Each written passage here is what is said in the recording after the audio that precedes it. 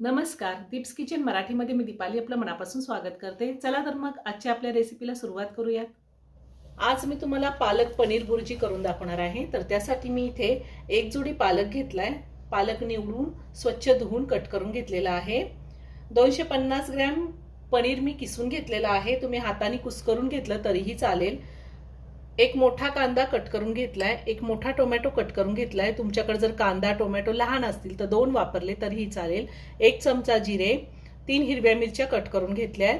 1 चमचा आले लसणाची पेस्ट, 4 ते 5 लसणाच्या पाकळ्या मी टेचून घेतलेल्या आहेत. पाव चमचा हळद, 1 चमचा किचन किंग मसाला घेतलाय. किचन किंग मसाला नसेल गरम मसाला घेतला तरीही चालेल. अर्धा चमचा लाल तिखट, आपण हिरवी मिरची वापरली त्यामुळे लाल तिखट मी अर्धा चमचा घेतलेला आहे. 2 चमचे बटर आणि चवीनुसार मीठ लागणारे. आपल्याला भुर्जी करण्यासाठी तेल लागेल. मी गॅसवरती कढई ठेवली, त्यामध्ये एक मोठा चमचा तेल घातले. त्यातच आपल्याला बटर घालायचे.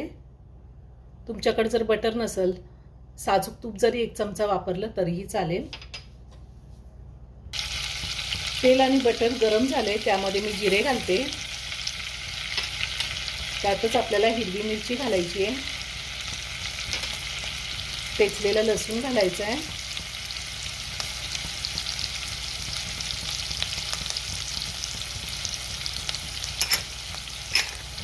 आता हे 1 मिनिटभर आपण परतून घेऊया.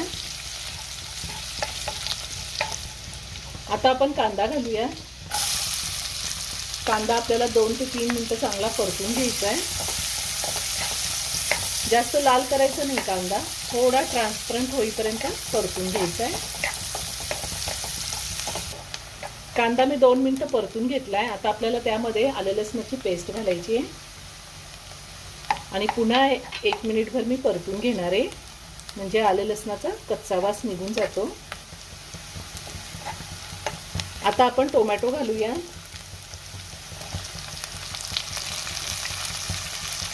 आणि टोमॅटो सुद्धा 2 मिनिटं मी चांगला परतून घेणार आहे. मी ह्या आधी सुद्धा खूप साऱ्या व्हेज नॉनव्हेज रेसिपी अपलोड केलेल्या आहेत. त्याची लिंक मी डिस्क्रिप्शन बॉक्समध्ये दिली आहे, तुम्ही पाहू शकता. अजूनही तुम्ही माझं चॅनल सबस्क्राईब केलं नसेल तर नक्की सबस्क्राईब करा आणि शेजारील बेल आयकन क्लिक करा, म्हणजे मी ज्या रेसिपी अपलोड करते त्याचं नोटिफिकेशन तुम्हाला मिळेल आणि तुम्ही माझ्या रेसिपी बघू शकाल.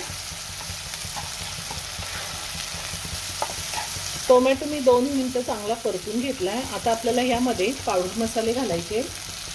हळद घालते, लाल तिखट, किचन किंग मसाला.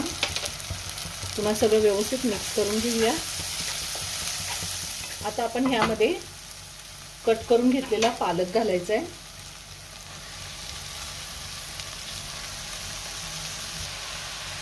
पुन्हा सगळं आपण व्यवस्थित मिक्स करून घेऊया.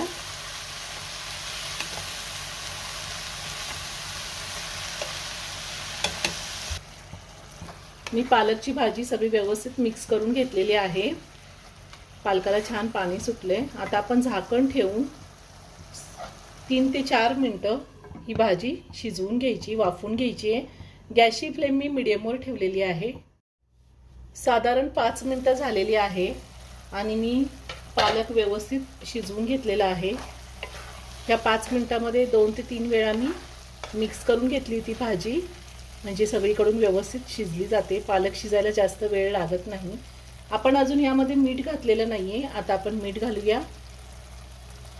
सुरुवातीला जर मीठ घातलं तर मिठाचा अंदाज येत नाही. शिजल्यानंतर भाजी कमी होते, त्यामुळे मिठाचा अंदाज व्यवस्थित येतो. आता ह्यामध्ये आपल्याला किसलेलं पनीर घालायचंय.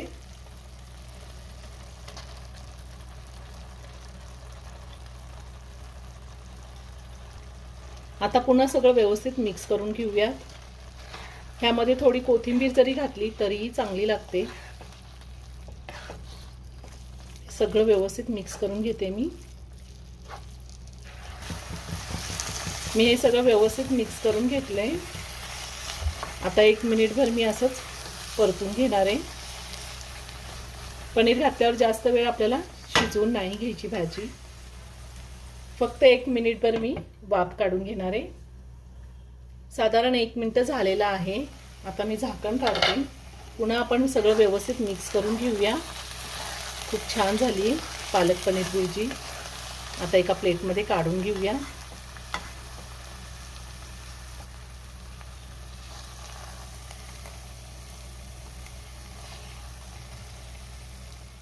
आपली पालक पनीर भुर्जी तयार करून झालेली आहे. ही पालक पनीर भुर्जी आपण चपाती, पुरी, पराठा, नान कशासोबतही खाऊ शकतो. खूप छान लागते. तुम्ही एकदा नक्की करून पहा. व्हिडिओ जर आवडला तर व्हिडिओला लाईक आणि शेअर करायला विसरू नका. रेसिपी आवडली असेल तर कमेंट करून नक्की कळवा. पुन्हा भेटूया अशाच एका छानशा साध्या आणि सोप्या रेसिपी बरोबर. धन्यवाद.